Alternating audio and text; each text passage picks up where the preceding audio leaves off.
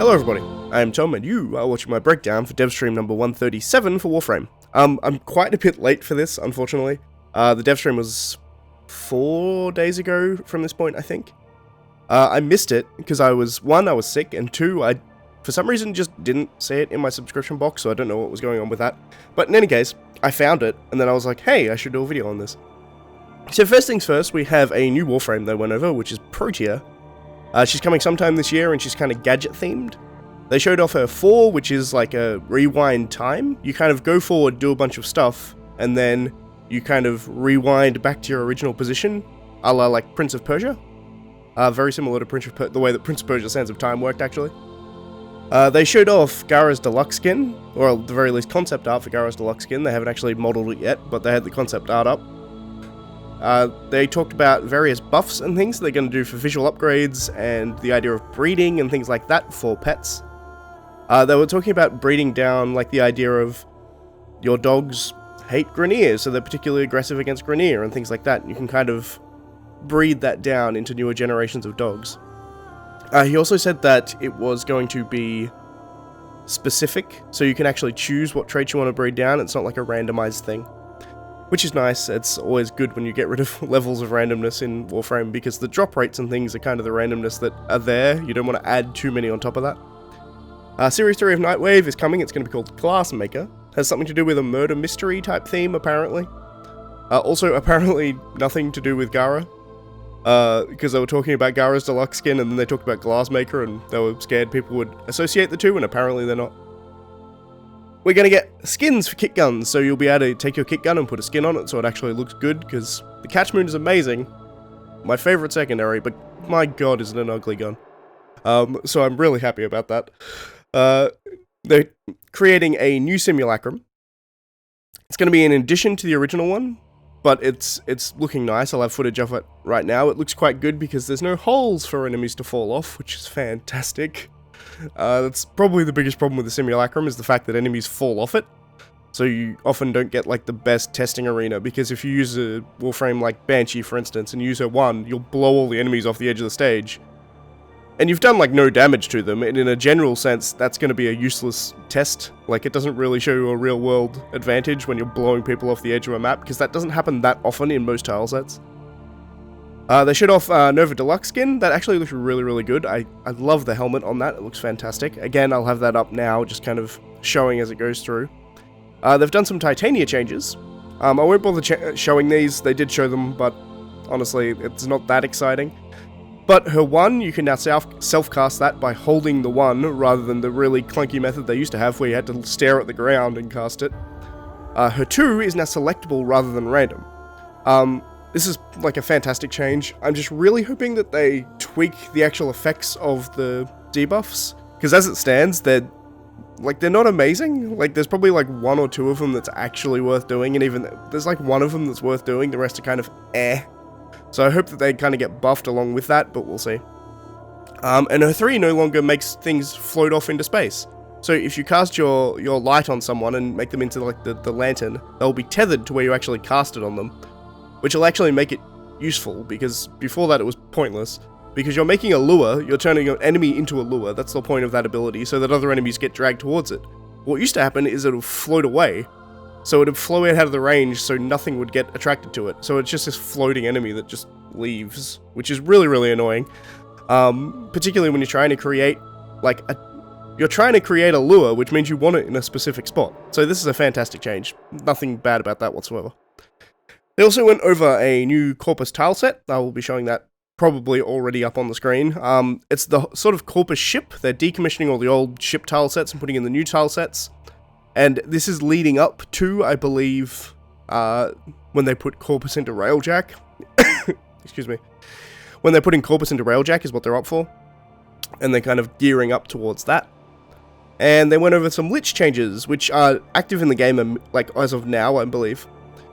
So the Lavalings will now show you what weapon they'll give you before you actually take them. So if you don't want a particular weapon, the Lavaling seems to have that weapon, you can just not capture it, well, not kill it, and therefore it won't turn into a Lich, and therefore you won't get that weapon. So you can actually choose the weapon you want now, which is fantastic. There's 3 new Lich weapons as well, which is nice. Your ally Liches are now double as healthy, so they'll, well, double as long they will stay when you summon them, and they will also do double the damage, or 3 times the damage. They either do 3 times the damage or stay there 3 times as long. I can't remember which. I think it was they stay there double as long and they do 3 times the damage. Sounds good. Also, fusing weapons is now a straight upgrade rather than a kind of reroll that it was before. So, for instance, if you have 2 Kufa weapons of the same type, you can fuse them together, and one of them's 10% fire damage, another one's 10% gas damage. You put them together, you'll have 20%.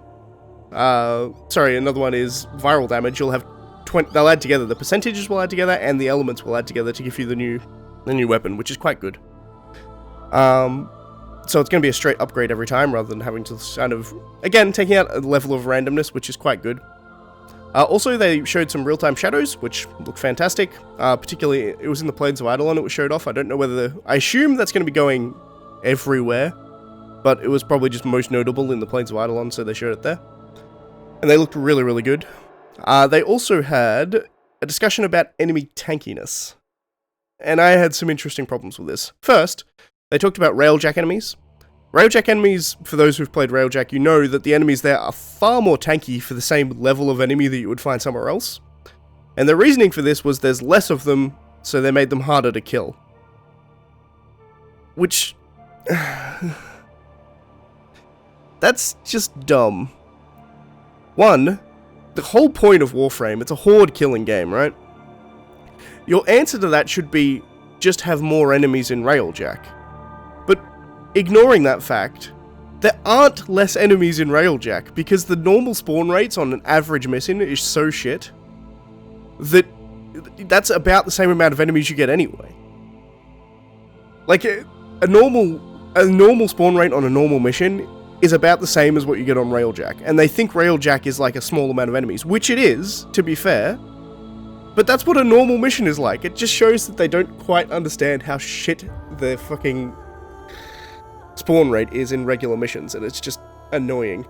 Also, Scott was talking about looking at the curves of enemy health and making shields better and infested more mobile so they can get to you quicker. On the surface, that's fine.